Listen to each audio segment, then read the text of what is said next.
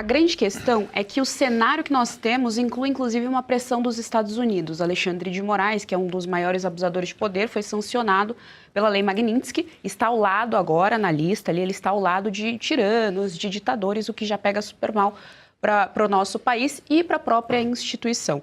A minha pergunta para o senhor é a seguinte: dentro do Senado, há horizonte para o impeachment do Alexandre de Moraes, já que aí sim seria um processo democrático, já que a Constituição prevê esse impeachment, né, esse recall, digamos assim, essa vontade popular mandando nesse jogo democrático. Então, gostaria de ouvir o senhor a respeito desse clima, digamos assim, dentro do Senado. Inclusive, o Davi Alcolumbre se incomodou bastante de ser o Messias, justamente porque queria o Pacheco, que já estava ali, Pacheco que sentou por 2 anos em processos de impeachment do Alexandre de Moraes. Gostaria de ouvir o senhor a respeito disso e gostaria também de ouvir o senhor se o senhor apoiaria o impeachment do Alexandre de Moraes. Olha, não existe a maioria para o impeachment de um ministro supremo e é uma medida bastante drástica. Por isso que o ideal mesmo, como eu disse, seria um recuo do Supremo em alguma dessas pautas mais polêmicas e antagônicas em relação à sociedade. Por exemplo, a questão das penas impostas aos manifestantes de 8 de janeiro.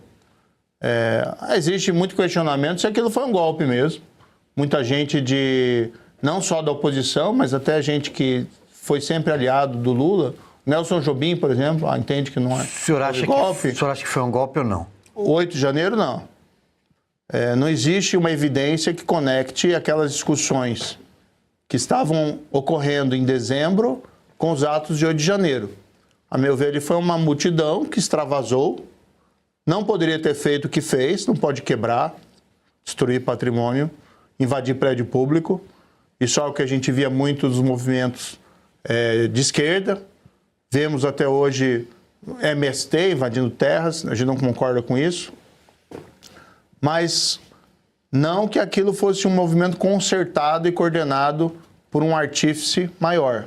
E eu estava na CPI, a CPMI, desculpe, do 8 de janeiro, e não vi essa prova.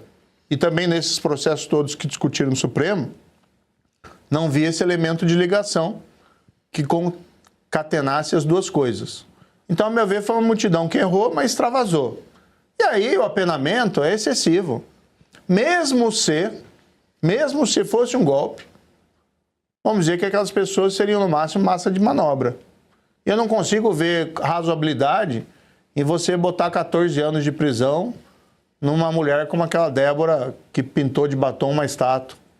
E eu conheci também pessoas, estive visitando na prisão, não fica divulgando isso até para preservar as pessoas, mas visitei gente na prisão absolutamente simples, arrependida, né?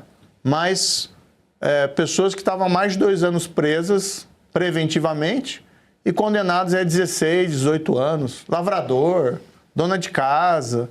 Então, assim, não dá, entendeu? Por isso que eu defendo ali a anistia.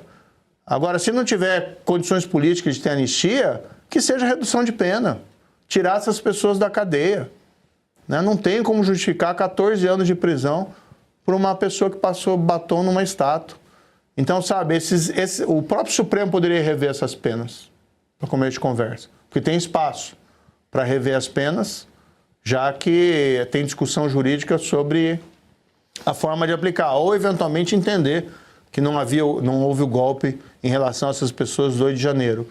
Mas que, se não for assim, que por reforma legislativa. O que não dá para deixar essas pessoas apodrecendo na cadeia ou sujeitos a penas assim tão longas.